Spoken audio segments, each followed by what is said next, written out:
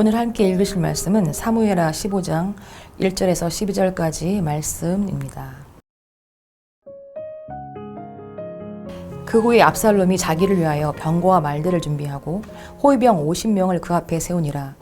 압살롬이 일찍 일어나 성문 길 곁에 서서 어떤 사람이든지 송사가 있어 왕에게 재판을 청하러 올 때에 그 사람을 불러 이르되 너는 어느 성읍 사람이냐 하니 그 사람의 대답이 종은 이스라엘 아무 지파에 속하였나이다 하면 압살롬이 그에게 이르기를 보라 내 일이 옳고 바르다마는 내 송사를 들을 사람을 왕께서 세우지 아니하셨다 하고 또 압살롬이 이르기를 내가 이 땅에서 재판관이 되고 누구든지 송사나 재판할 일이 있어 내게로 오는 자에게 내가 정의 베풀기를 원하노라 하고 사람이 가까이 와서 그에게 절하려 하면 압살롬이 손을 펴서 그 사람을 붙들고 그에게 입을 맞추니 이스라엘 무리 중에 왕께 재판을 청하러 오는 자들마다 압살롬의 행함이 이와 같아서 이스라엘 사람의 마음을 압살롬이 훔치니라. 4년 만에 압살롬이 왕께 아뢰되 내가 야훼께 서원한 것이 있사오니 청하건대 내가 헤브론에 가서 그 서원을 이루게 하소서. 당신의 종이 아람 구술에 있을 때에 서원하기를 만일 야훼께서 반드시 나를 예루살렘으로 돌아가게 하시면 내가 야훼를 섬기리이다 하였나이다. 왕이 그에게 이르되 평안히 가라 하니 그가 일어나 헤브론으로 가니라. 이에 압살롬이 정탐을 이스라엘 모든 지파 가운데 두루 보내 이르기를 너희는 나팔 소리를 듣거든 곧 말하기를 압살롬이 헤브론에서 왕이 되었다 하라 하니라. 그때 200명이 압살롬과 함께 예루살렘에서부터 헤브론으로 내려갔으니 그들은 압살롬이 꾸민 그 모든 일을 알지 못하고 그저 따라가기만 한 사람들이라. 제사 드릴 때에 압살롬이 사람을 보내 다윗의 모사길로 사람 아히도벨을 그의 성읍 길로에서 청하여 온지라. 반역하는 일이 커감해 압살롬에게로 돌아오는 백성이 많아지니라. 아멘.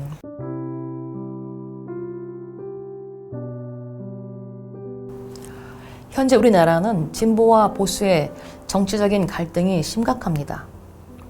나라적으로나 사회적으로나 교회 안에서조차 분쟁이 있습니다. 여기서 중요한 것은 우리의 처한 문제에서 한 발 떨어져 투쟁하는 원래 목적이 무엇이었나 생각해보고 의를 이루는 지혜가 필요합니다. 사람의 마음을 얻는 것보다 하나님의 마음을 얻는 것이 중요합니다. 우리의 관심은 사람이 아닌 하나님께 있어야 합니다. 오늘 본문은 다윗 왕국에 매우 중요한 레임덕 조짐이 나타나고 있습니다.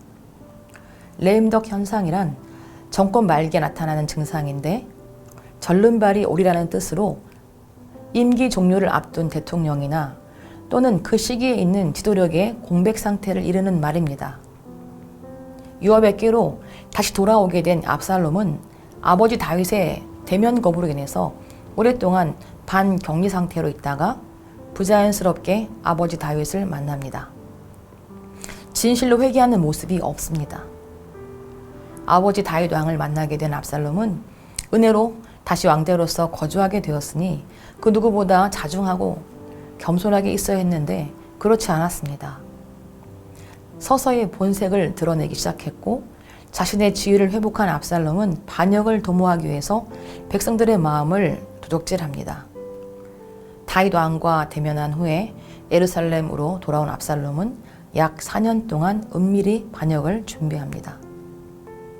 압살롬은 숨겨진 저의를 갖고 있는 상당한 지략가입니다.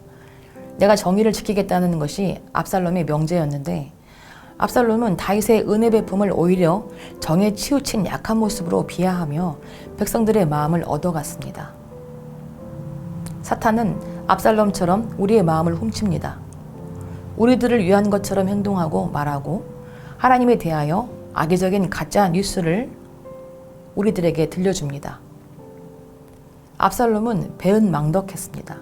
그는 원래 사형을 당해야 마땅한 자인데 그런 악한 일을 하는 것입니다. 그런데 그게 바로 우리 크리스찬들의 모습일 수도 있습니다. 어느 순간 우리도 은혜를 망각합니다. 저도 자주 망각합니다. 왕은 사람이 세우는 게 아닙니다.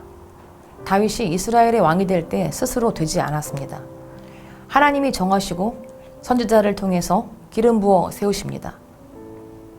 왕은 스스로 머리를 써서 인간적인 실수로 되는 것이 아닙니다. 오직 하나님이 하나님의 뜻과 섭리를 따라서 세우시는 것인데 압살롬은 자기가 스스로 왕으로 자기 자신을 세운 것입니다. 압살롬은 오늘날로 말하면 정치꾼입니다. 정치꾼 중에서도 왕권에 눈이 먼 악한 정치꾼입니다.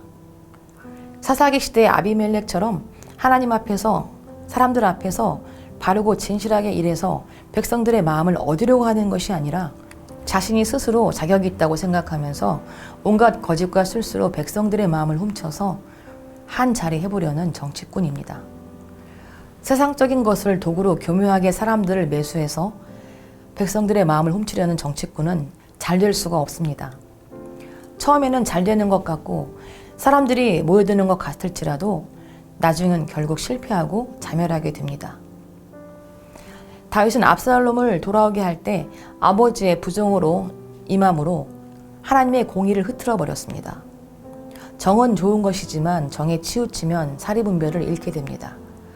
사랑은 공의와 함께 가야 합니다. 그래서 하나님은 공의와 사랑을 십자가에서 만나게 하신 것입니다. 다윗의 왕국은 하나님의 공의가 허물어짐으로 발생하는 레임덕 현상입니다. 이때부터 백성들의 마음도 무너지기 시작했습니다. 적당히 넘어가는 소지가 앞으로 많겠다고 생각했을 것입니다. 부산보다 작은 도시이지만 세계에서 잘 사는 나라가 된 싱가포르는 리쿠안유 수상의 노력과 그의 청렴한 정치가 만들어낸 것입니다. 리쿠안유 수상은 나라를 위해서 매우 혹독한 자기 자정 노력을 했습니다. 우선은 자기 혈연부터 정해진 원칙에서 넘어가면 혹독한 벌에 처하게 했고 무서운 질서가 가까운 친인척부터 세워지니까 싱가포르는 높은 도덕적인 수준을 이루게 되어서 지금의 청렴한 나라가 된 것입니다. 사람들은 세상에서 성공하기 위해서 더 높은 자리에 오르기 위해서 수단과 방법을 가리지 않고 사람의 마음을 얻으려 합니다. 그러나 사람의 마음을 얻는 것보다 더 중요한 것은 하나님의 마음을 얻는 것입니다. 때로 사람의 마음을 얻는 일에 더 애를 쓸 때도 있습니다. 압살롬처럼 욕심과 야망이 지나쳐서 인위적으로 사람의 마음을 훔치려고 할 때도 있는데 그렇게 되면 그 결과는 불행할 수밖에 없습니다. 하나님의 뜻과 상관없이 자신의 뜻을 이루려 애쓰는 것은 그저 모래 위에 집을 짓는 것과 같습니다. 어떤 자리에서 무슨 일을 하든 하나님의 사람답게 바르고 진실하게 행하고 먼저는 하나님의 마음을 얻고 그와 동시에 사람의 마음까지 얻어서 그에 합당한 복을 누리는 여러분들이 다 되시기를 축원드립니다.